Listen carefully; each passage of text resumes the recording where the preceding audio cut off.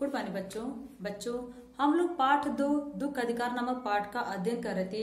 बच्चों इस पाठ के लेखक हैं यशपाल जी। बच्चों हम लोग पाठ के लेखक यानी कि यशपाल जी के बारे में जाने, उनके द्वारा लिखित जो कहानी थी दुख अधिकार उसका भी हम लोग अध्ययन कर चुके हैं।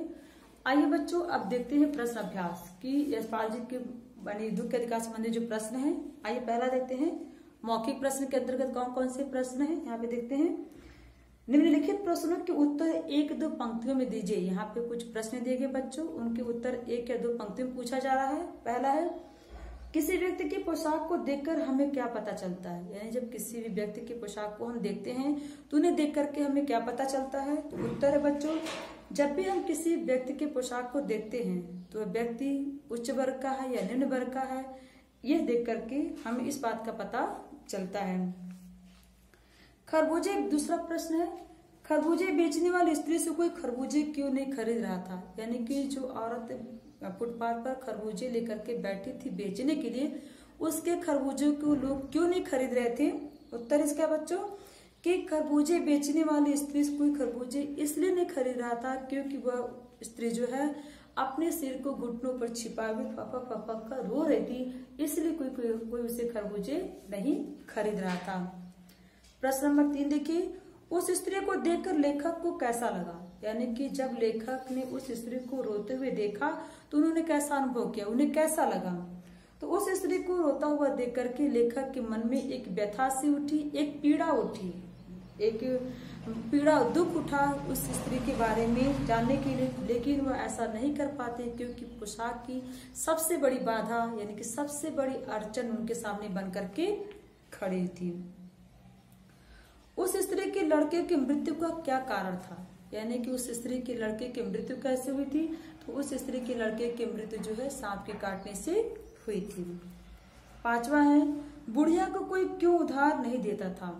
यानी कि जब उसके बेटे की मृत्यु हो गई थी तो बुढ़िया को कोई क्यों उधार नहीं देता था। तो बुढ़िया को कोई उधार इसलिए नहीं देता था क्योंकि उनका मानना था कि उसके एकमात्र उसका कमाने वाला उसके बेटे की तो मृत्यु हो चुकी थी, अब उन्हें अपने पैसे वापस कैसे मिलेंगे, इस भय से लोग बुढ़िया को उधार नहीं दे रहे थे। अब आगे देखते हैं लिखित प्रश्न उत्तर के अंतर्गत कौन कौन से प्रश्न है। पहला है मनुष्य के जीवन में पोशाक का क्या महत्व है। यानी कि हमारे जीवन में पोशाक का क्या महत्व है। तो हमारे जीवन में पोशाक का बहुत महत्व है। इससे पोशाक हमारे लिए ही ऐसे बहुत सारे दरवाजे खोल देती है जो एक फटे पुराने कपड़े पहने हुए व्यक्ति के लिए नहीं खोल देती। इसलिए हमारे जीवन में पोशाक का बहुत ही महत्व है। प्रश्न नंबर 2 पोशाक हमारे लिए कब बंधन और अड़चन बन जाती है। तो पोशाक हमारे लिए बंधन और अड़चन तब बन जाती है कि जब हम अपने उच्च स्तर से उतरकर समाज के निम्न वर्ग के दुख दर्द को समझना और जानना चाहते हैं। यानी कि जब हम ये जानना चाहते हैं उस समाज के निचली श्रेणी के लोगों के बारे में, उस वर्ग के बारे में जो निम्न वर्ग कहलाता है उसके बारे में जानना चाहते हैं, उसके बारे में उसके दुख को जानना चाहते हैं, उसके कष्ट को समझना चाहते हैं, तब वहां पे पोशाक हमारी सबसे बड़ी हमारे रास्ते की रुकावट बन जाती है, सबसे बड़ी अड़चन बन जाती है और हम जो है उसकी दुख को उसको दर्द को नहीं जान पाते हैं। पोशाक हमें इन लोगों के बारे में जानने के रास्ते का समस्या बन जाती है और उसमें सहानुभूति जाने का संकोच अनुभव करते हैं। यानी कि हम अपनी पोशाक की वजह से उस व्यक्ति के कष्ट दुख को नहीं जान पाते हैं। क्वेश्चन नंबर 3 क्या है लेखक उस स्त्री के रोने का कारण क्यों नहीं जान पाते हैं। यानी कि लेखक क्या वजह है कि उस स्त्री के रोने का कारण नहीं जान पाते हैं।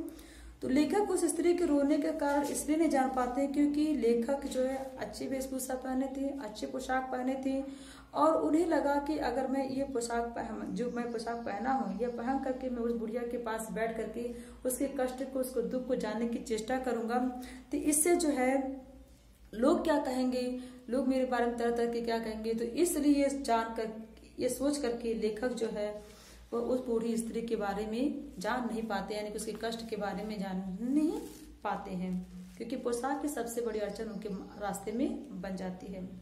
चौथा है भगवान अपने परिवार का निर्वाह कैसे करता था। तो बच्चों भगवान अपने परिवार का निर्वाह कचियारी करके, कचियारी यानी कि साग सब्जी उगा करके अपने परिवार का भरण पोषण करता था। 5वां लड़के की मृत्यु के दूसरे ही दिन बुढ़िया खरबूजे बेचने क्यों चल पड़ी?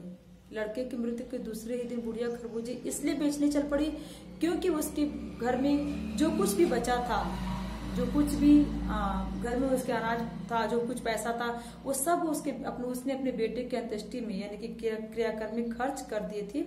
उसके पास ऐसा कुछ नहीं था कि अपने बच्चों का पेट पाल सके, अपने बहू के लिए दवा ला सके। और इससे जो है यही वजह है कि वो बुढ़िया जो है अपने बेटे की मृत्यु के दूसरे ही दिन खरबूजे बेचने चल पड़े। बुढ़िया के दुख को देखकर लेखक ने अपने पड़ोस की सम्रांत महिला की क्यों याद आ गई?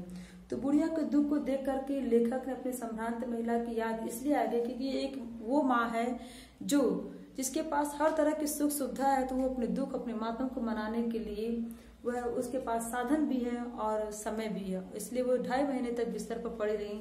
लेकिन एक ये माँ है जिसके पास न तो दुख मनाने के लिए साधन है और ना ही समय। तो इस तरह से इस बुढ़िया के दुख को देख करके लेखक को अपने उस सम्राट महिला की याद आ गई। अब यहाँ पे देखिए बच्चों, ये लॉन्ग क्वेश्चन, इसको आप लोग अच्छे से याद कर लीजिएगा। जैसे देखिए कि बाजार के लोग खरबूजे बेचने वाले स्त्री के बारे में क्या क्या कह रहे थे, अपने शब्दों में लिखिए। ये आप स्वयं अपने शब्दों में लिखेंगे कि किस तरह से बातें कर रहे थे। दूसरा है कि पास पड़ोस की दुकानों से पूछने पर लेखक को क्या पता चला? तो पास पड़ोस की दुकानों पर पूछने पर लेखक को ये पता चला कि उस बुढ़िया का 23 साल का जवान बेटा था, इसकी मृत्यु सांप काटने से हो जाती है। ठीक है। लड़के को बचाने के लिए बुढ़िया माँ ने क्या क्या उपाय किए? लड़के को बचाने के लिए बुढ़िया माँ ने ओझा को बुला लाई थी, झाड़ को कुछ ने किया, नाग देवता की पूजा की, किसी तरह से उसका बच्चा बच जाए। वो भरसक प्रयत्न करती है, बहुत कोशिश करती है, लेकिन उसके बच्चे की मृत्यु हो जाती है। इस पाठ का शीर्षक दुख का अधिकार कहाँ तक सार्थक और स्पष्ट कीजिए।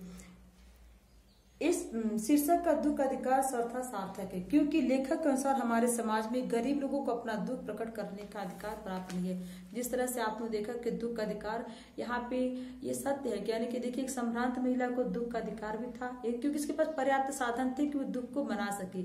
उसे किसी के भरण पोषण की चिंता नहीं थी, उसे घर में कोई खाने के लिए नहीं जरूरत था, उसके पास बहुत लोग थे उसके साथ सहानुभूति के लिए, उसके साथ खड़े थे सारे लोग, उसके देख रेख में 2 डॉक्टर थे, तो उसे तो सब कुछ अधिकार था। लेकिन इस बूढ़ी स्त्री के पास ऐसा कोई नहीं था कि जो उसके साथ खड़ा हो, उसके प्रति सहानुभूति रखे, उसके दुख को बांटे, इस तरह से कोई नहीं था। इसलिए ये दुख का अधिकार जो पाठ का शीर्षक है ये बहुत ही उचित है और सार्थक है।